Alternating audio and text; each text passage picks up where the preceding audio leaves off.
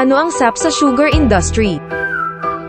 Ipinatutupad sa ilalim ng RA 6982 na ang Department of Labor and Employment ay may mandatong iimplementa ang programang pangkaligtasan na nakatuon sa industriya ng asukal, sa pamamagitan ng tinatawag na Social Amelioration Program, SAP.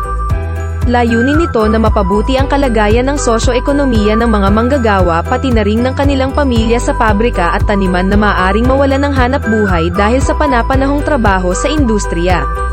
Isang bahagi ng pondo mula sa Sugar Industry Development Act ay nakalaan upang suportahan ang mga benepisyo para sa mga manggagawa ng sugar industry tulad ng mga death at maternity claims para sa mga kwalipikadong manggagawa ng nasabing industriya.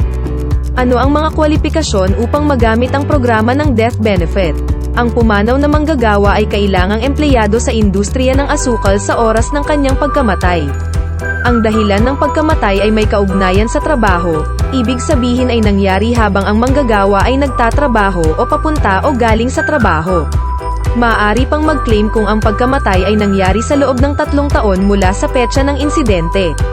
Ang aplikante ay dapat magsumite ng death certificate at iba pang dokumento upang patunayan ang kaugnayan ng insidente sa trabaho.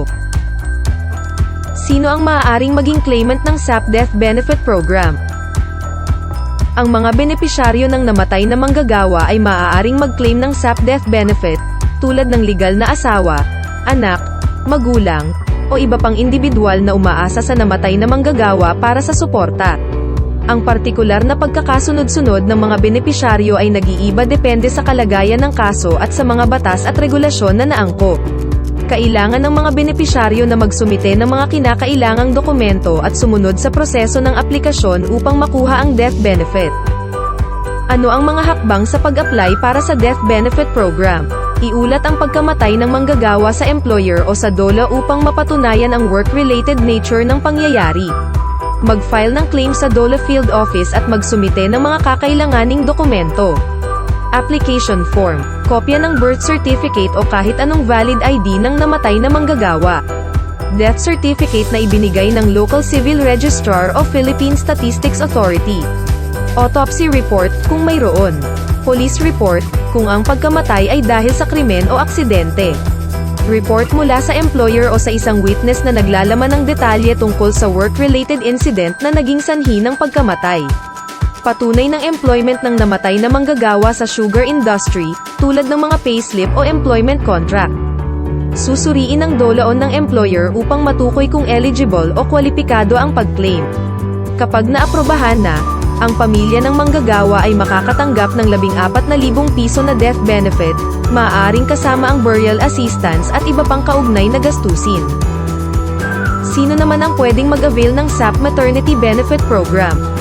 Ang mga babaeng manggagawa na may trabaho sa industriya ng asukal ay maaaring mag-avail ng SAP Maternity Program, basta't naaayon sila sa mga eligibility criteria at mga documentary requirements na itinakda ng DOLE. Ano ang mga kwalifikasyon para makakuha ng maternity claim? Ang aplikanteng babae ay nagdadalang tao o kakatapos lang manganak. Ang aplikante ay nagtatrabaho sa industriya ng asukal nang hindi bababa sa 6 na buwan. Ang aplikante ay dapat magbigay ng abiso sa kanyang employer tungkol sa kanyang pagbubuntis o pagbabalik sa trabaho pagkatapos ng kanyang maternity leave. Ang aplikante ay dapat magsumite ng medical certificate mula sa isang lisensyadong doktor na nagpapakita ng inaasahan o aktwal na petsa ng panganganak. Sundin ang mga hakbang na ito para mag-apply sa Maternity Benefit Program. Una, dapat magbigay agad ng abiso ang empleyado sa kanyang employer tungkol sa kanyang pagbubuntis o pagbabalik sa trabaho pagkatapos ng kanyang maternity leave upang mapatunayan ang kanyang kwalifikasyon para sa benepisyo. Pangalawa, ang manggagawa o kanyang kinatawan ay dapat mag-file ng claim sa employer o sa DOLE Field Office kalakip ang mga kaukulang dokumento.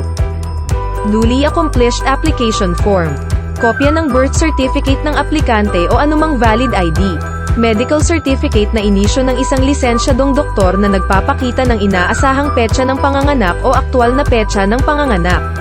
Katibayan ng 6 na buwan ng employment sa industriya ng asukal, tulad ng mga payslip o kontrata sa trabaho. Pahayag ng pagbubuntis o maternity leave na ibinigay sa employer. Pangatlo, ang aplikasyon ay susuriin ng DOLA o ng employer upang matukoy kung kwalipikado ang manggagawa para sa benepisyo.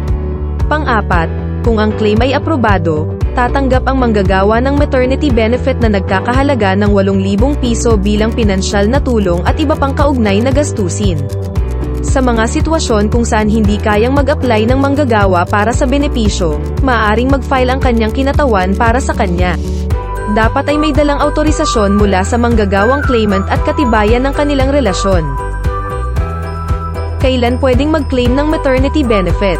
Bilang pangkalahatang patakaran, ang pag-file ng maternity claim ay dapat gawin pagkatapos ng panganganak. Gayunpaman, ito ay maaari ding isumite ng hindi mas maaga sa ika-7 buwan ng pagbubuntis. Para sa pagpapasa ng mga kinakailangang dokumento, maaaring magtungo sa tanggapan ng Dole Davao del Sur Field Office o sa pamamagitan ng email. Ang aplikasyon na may kumpletong dokumento ay poproseso sa loob ng 15 working days mula sa pagtanggap nito. Ang aplikasyon, pagproseso, at pag-aproba ng mga benepisyo sa death at maternity claims para sa SAP sa industriya ng asukal ay libre at walang bayad. Narito ang mga legal na batayan ng Social Amelioration Program sa industriya ng asukal.